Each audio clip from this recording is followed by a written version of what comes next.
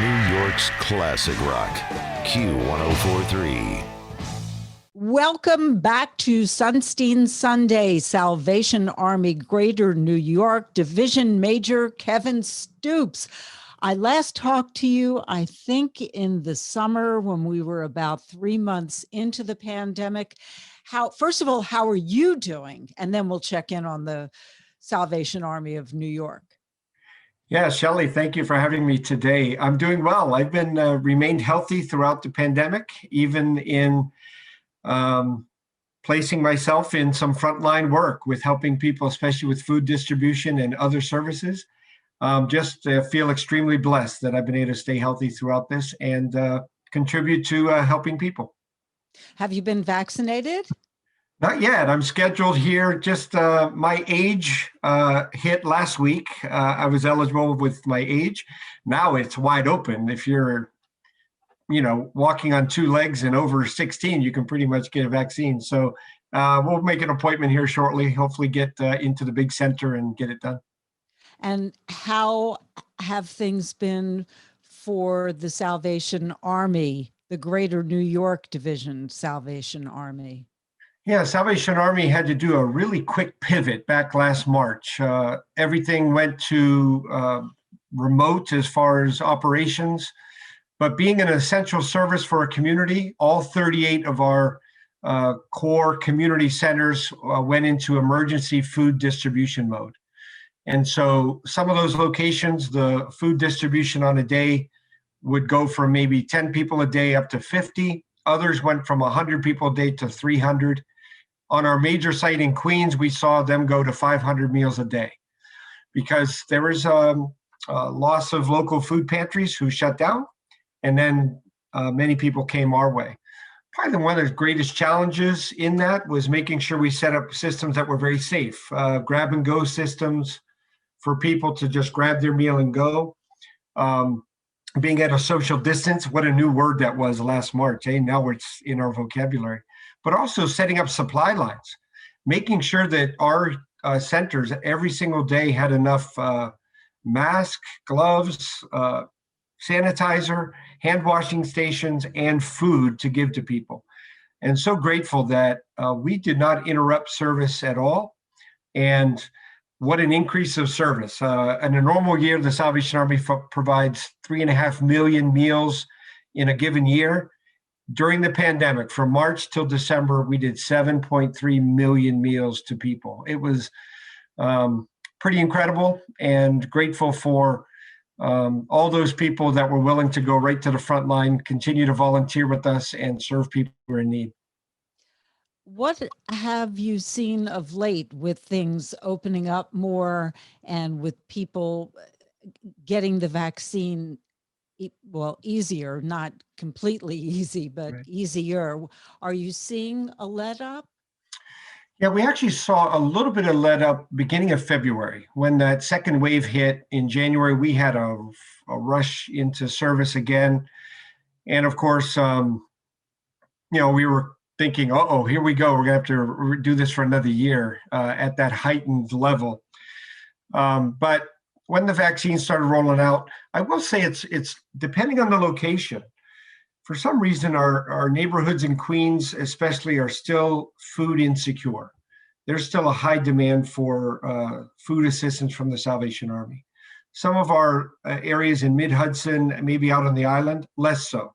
The demand is now down to one. We do one major food distribution per week instead of doing it every day like we were doing. So we've seen that. What that's allowed us to do is make sure we can start to reopen other programs that the Salvation Army does. Programs for children, programs for vulnerable adults. And so one thing I want to highlight, Shelley, was last summer, we of course could not do our overnight summer camp. And we have kids from the New York City that really every year would go to summer camp and enjoy the outdoors, enjoy being away from their phones. And especially in a year when there was remote school, we really wanted to have summer camp for the kids, but we could not. We couldn't figure out a way to do it safely. And, if we got one positive case at camp, that would quarantine everybody on camp for 2 weeks. It would have been crazy.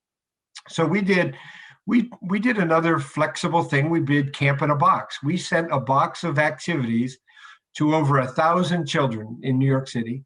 And then we had a virtual counselor, sort of like what people do all day now with Zoom.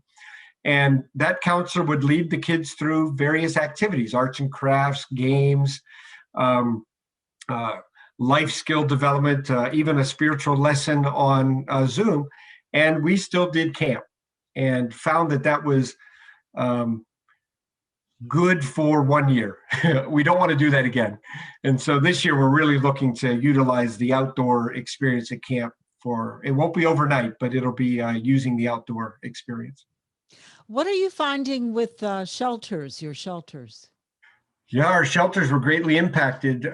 Fortunately, our 2 family shelters where we have rooms for the whole family, they were able to stay in place. But our men's shelter, which is what's called communal living, like it's a dorm setup, a room of 8 or a room of 4. Well, that you just can't do that. It just had to stop. So the city set up hotels, and we had to move twice. We had to move our 143 men's shelter 2 times into different hotels, so that the gentlemen could have their own room, living space. That was a challenge. That was a challenge for our staff. That was a challenge for casework services. And of course, with the moratorium on rent and eviction, that really limited how we could get people placed into permanent housing. So grateful to say we did not have any severe health issues in the shelters, which was amazing, especially for our staff. We're concerned for our staff. But it did create quite a challenge for Salvation Army. So were those Salvation Army patrons at the Luzerne Hotel? We were not at the Luzerne in the Upper West Side. Our assigned hotel was actually Blake Street over in Brooklyn. Yeah. You know, I had a thought. I've been thinking a lot about how Manhattan is going to stay changed post-pandemic, because we keep hearing of the number of employees that want to continue working remotely. And even today, there was an article in the New York Times that 80% of companies in the United States are going to move to a hybrid system where the employees will only have to come to the office 3 days a week as opposed to 5 days a week. I'm thinking of all this office space in Manhattan, and I'm thinking of the need for low-cost residential space. And I'm wondering if anyone, I mean, I don't even know if you've had these discussions in the Salvation Army of how you could perhaps partner or at least begin the discussions with landlords and business owners about using this space to help those who need housing. Yeah, it's a great question. We're impacted by that. We operate 2 residences, one for seniors and one for students down in Manhattan. Both of them are low occupancy at the present time because of Manhattan. Office space and even residential space is at greatly decreased usage. And listen, as long as the moratorium is in place, people aren't going to move. They're going to stay where they're at because they can. There's no penalty for doing that. Once that's lifted, we expect that there'll be 2 things. Number one, there's going to be a housing crisis because people are going to get a rent bill that they're just not going to be able to come close to covering.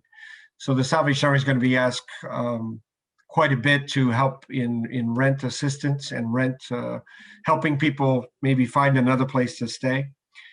And interesting, we're part of coalitions and collaborations with other organizations that are really watching the signs and realizing that there is going to be a flood of people that are going to be looking for low cost housing. I like your idea, Shelley. We've got all that space down there that's going to be underutilized. And I haven't entered into any of those conversations, but I tell you what, now I'm going to go to my shelter leadership and say, hey, we need to at least start looking at this possibility about utilizing this space down here in a way that would be helpful to those that are very vulnerable at this time.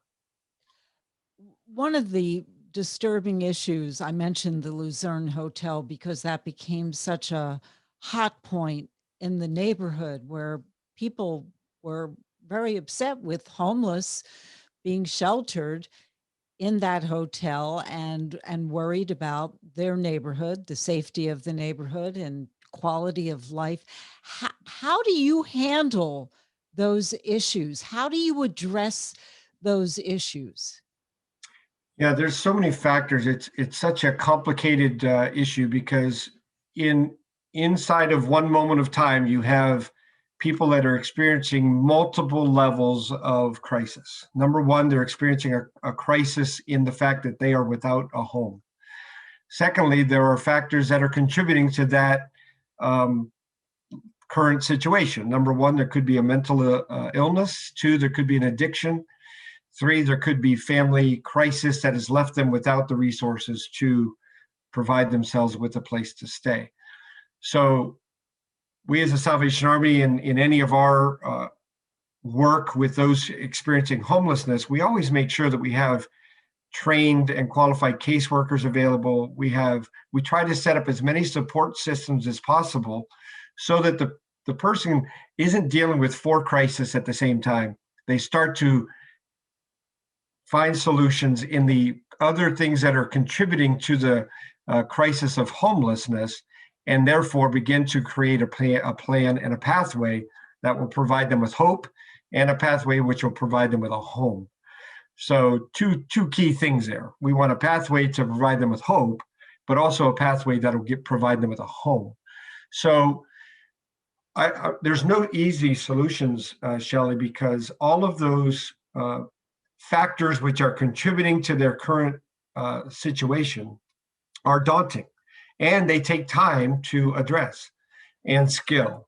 And in the meantime, it creates amongst people that would be nearby, it creates things such as fear, it creates things such as insecurity, and it creates things which we saw over the summer where you had community protests about what was going on. I think the Salvation Army really desires that we not shy away in fear from the situation, but we really try to work in a hands-on way, in a very practical way, to make sure that the person who's experiencing these crises in their life, those things get addressed in a compassionate and loving way. What do you need from our listeners, the Salvation Army Greater New York Division? Yeah, I think hopefully what I would ask for and receive from listeners, because they tend to be very responsive to what is going on. If you're looking for a way to support a group that is hands-on and practical and helping people that are in need, then I would just encourage you to support us with your financial gift. It creates a lot of flexibility, because then that financial gift can be placed in just the spot that's needed at just that time. So if you're a text to giver, give NYC to 41444 is always a good way. Or you can go to salvationarmyny.org and find a donate button there. That would be helpful. But I would say this, that as you're getting your vaccine and you're starting to experience a little bit of closet fever or spring fever, come out and volunteer. We're always looking for volunteers, and you can do that. Volunteer to help us feed, volunteer to help us even provide assistance to those that are experiencing need at the present time. We are surprised at the number of superheroes that did stay volunteering during the pandemic, but we could always use more. Are the sidewalk Santas going to be back this year? That's a good question. I mean, we were non-existent in 2020 because of the safety protocols that we would want to put in place. And so we're hopeful that our traditional bell ringing volunteer out on the sidewalk collecting donations will be back. And I'm hopeful that that's going to take place.